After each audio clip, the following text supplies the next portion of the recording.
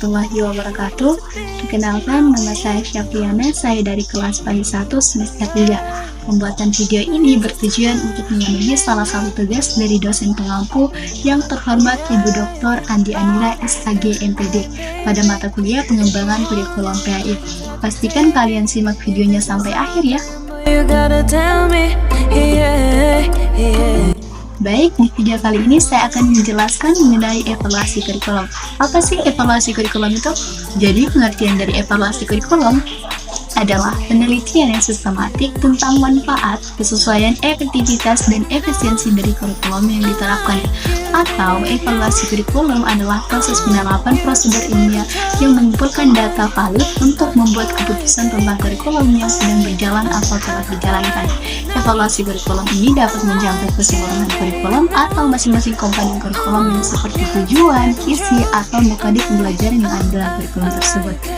Adapun ruang lingkup evaluasi kurikulum mencakup 5 hal. Yang pertama yaitu input, kedua proses, ketiga output, keempat ada outcomes, dan yang kelima yaitu impact. Adapun tujuan evaluasi kurikulum, yang pertama yaitu perbaikan program. Kedua yaitu pertanggungjawaban kepada berbagai pihak. Ketiga, penentuan tindak lanjut hasil pengembangan. Adapun langkah-langkah evaluasi kurikulum, yang pertama yaitu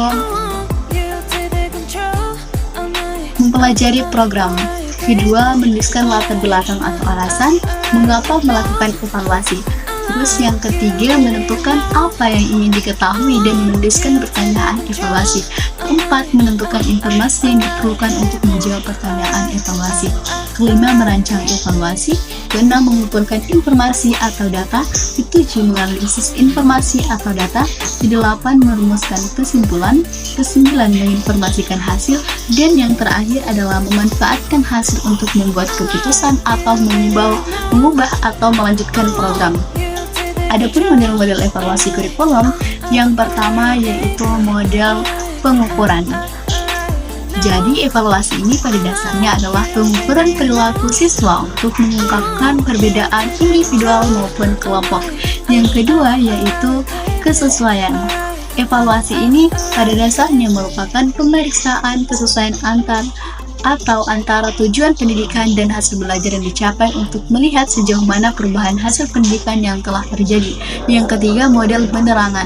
Evaluasi ini pada dasarnya merupakan studi mengenai pelaksanaan program, pengaruh faktor lingkungan, kebaikan dan kelemahan program, serta pengaruh program terhadap perkembangan hasil belajar. Yang keempat, ada sistem evaluasi pendidikan.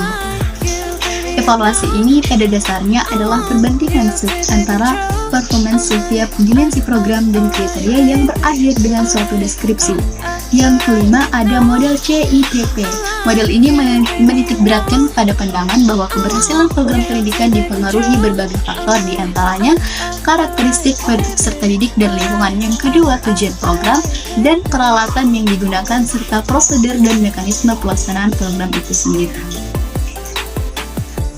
Evaluasi kurikulum atau kuliah pengembangan kurikulum PAI ini juga membahas tentang landasan pengembangan kurikulum PAI, prinsip pengembangan kurikulum PAI, peran guru dalam pengembangan kurikulum PAI, dan gaya belajar peserta didik. Sedikit saya simpulkan mengenai hal tersebut. Yang pertama yaitu landasan pengembangan kurikulum pendidikan agama Islam. Jadi, landasan pengembangan kurikulum PAI ini mencakup beberapa hal. Yang pertama yaitu landasan filosofi, kedua landasan sosial budaya dan agama, ketiga landasan ilmu pengetahuan, keempat landasan kebutuhan masyarakat, kelima landasan pengembangan masyarakat, dan yang terakhir landasan psikologi. Adapun prinsip pengembangan kurikulum pendidikan agama Islam, yang pertama yaitu prinsip relevansi, prinsip efektivitas dan efisiensi, prinsip berasaskan ajaran Islam, prinsip fleksibilitas, dan prinsip integrasi dan prinsip mutu. Adapun peran guru dalam pengembangan kurikulum PAI, terdapat 4 peran yang dilaksanakan oleh guru PAI dalam mengembangkan kurikulum, yaitu sebagai implementer atau pelaksana, sebagai developer atau pengembang, sebagai adapter atau penyelaras, dan sebagai peneliti. Adapun pengertian gaya belajar yaitu gaya belajar adalah suatu cara siswa itu sendiri yang biasa dilakukan oleh seorang siswa dalam menyerap informasi yang diperoleh dari proses pembelajaran melalui indera yang dimilikinya. Siswa menggunakan gaya belajarnya dengan maksimal dan terasa nyaman. Adapun jenis-jenis gaya belajar yang digunakan ke dalam tiga kelompok besar. Yang pertama yaitu gaya belajar visual, kedua gaya belajar auditorial, dan gaya belajar kinestik. Mungkin hanya ini yang dapat saya jelaskan di video kali ini.